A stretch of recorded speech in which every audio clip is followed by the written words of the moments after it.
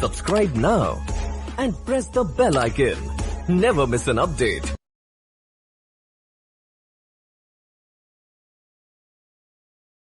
Five seconds.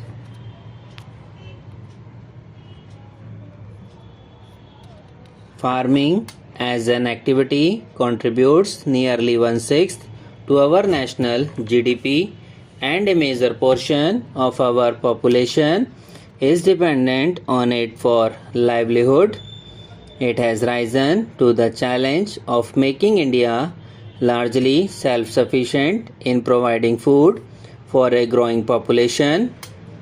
To make farming competitive and profitable, there is an urgent need to step up investment, both public and private, in agrotechnology development and creation and modernization of existing agribusiness infrastructure. Indian Agricultural Research Institute (PUSA) has been at the forefront of research in this area. However, since independence, only one such center has been established. Government will establish 2 more such institutions of excellence on similar pattern in Assam and Jharkhand with an initial sum of rupees 100 crore in the current financial year. In addition, an amount of rupees 100 crore is being set aside for setting up an agri-tech infrastructure fund. It is also proposed to establish agriculture universities in Andhra Pradesh and Rajasthan and horticulture universities in Telangana and Haryana. An initial sum of rupees 200 crores has been allocated for this purpose. Deteriorating soil health has been a cause of concern and leads to suboptimal utilization of farming resources. Government will initiate a scheme to provide to every farmer a soil health card in emission mode. I propose to set aside a sum of rupees 100 crore for this purpose and an additional rupees 56 crores to set up 100 mobile soil testing laboratories across the country. There have also been growing concerns about the imbalance in the utilization of different types of fertilizers, resulting in deterioration of the soil. Banks are providing strong credit support to the agriculture sector. A target of rupees 8 lakh crore has been set for agriculture credit during 2014-15, which I am confident the banks will surpass this. Under the interest subvention scheme for short-term crop loans, the banks are extending concessional rate of 7%. The farmers get a further incentive of 3% for timely repayment. I propose to continue the scheme in 2014-15. NABARD operates the Rural Infrastructure Development Fund out of the priority sector leading shortfall of banks, which helps in creation or infrastructure in agriculture and rural sectors across the country. I propose to raise the corpus of RIDF, increasing warehousing capacity for increasing the shelf life of agriculture produces and thereby the earning capacity of the farmers is of utmost importance. Keeping in view the urgent need for availability of scientific warehousing infrastructure in the country, I propose an allocation for rupees 5,000 crore for the fund for the year 2014-15. The share of long-term investment credit in agriculture is going down as compared to short-term crop loan.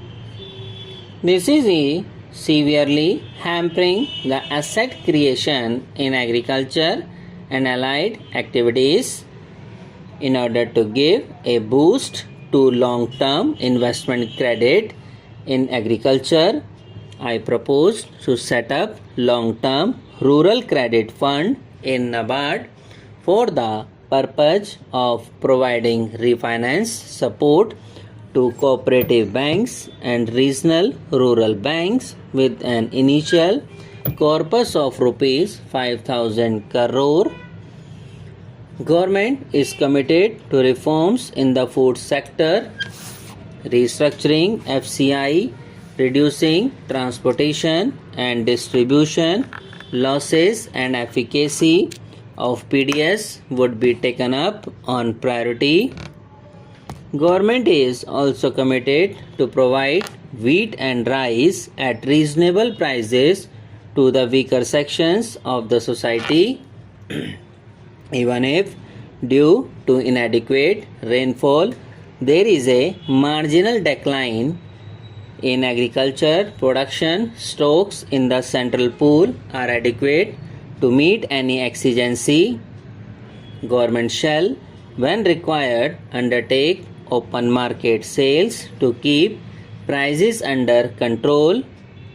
The eBIZ platform aims to create a business and investor friendly system in India by making all business and investment related clearances and compliances available on a 24/7 single portal with an integrated payment gateway.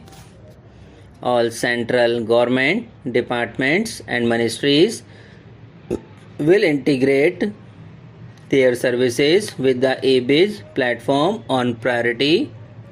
A National Industrial Corridor Authority with its headquarters in Pune is being set up to coordinate the development of the industrial corridors with smart cities linked to transport connectivity, which will be the cornerstone of the strategy to drive India's growth in manufacturing and urbanization. I have provided an initial corpus of rupees 100 crore for this purpose. The government is committed to revive the special economic zones and make them effective instruments of industrial production, economic growth, export promotion, and employment generation. For achieving these effective steps would be undertaken to operationalize the special economic zones to revive the investors' interest to develop better infrastructure and to effectively and efficiently use the available unutilized land. India has emerged as the largest PPP market in the world with over 900 projects in various stages of development. PPPs have delivered some of the iconic infrastructure like airports, ports, and highways, which are seen as models for development globally. But we have also seen the weakness of the PPP framework and the rigidities in contractual arrangements. Farming as an activity contributes nearly 1/6 to our national GDP, and a major portion of our population is dependent on it for livelihood. It has risen to the challenge of making India largely self-sufficient in providing food for a growing population.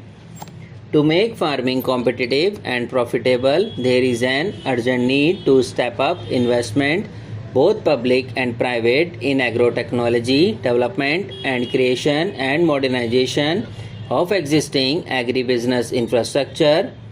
Indian Agricultural Research Institute (PUSA) has been at the forefront of research in this area. However, since independence, only one such center has been established. Government will establish 2 more such institutions of excellence on similar pattern in Assam and Jharkhand with an initial sum of rupees 100 crore in the current financial year. In addition, an amount of rupees 100 crore is being set aside for setting up an Agri-Tech Infrastructure Fund. It is also proposed to establish agriculture universities in Andhra Pradesh and Rajasthan and horticulture universities in Telangana and Haryana. Subscribe now and press the bell icon. Never miss an update.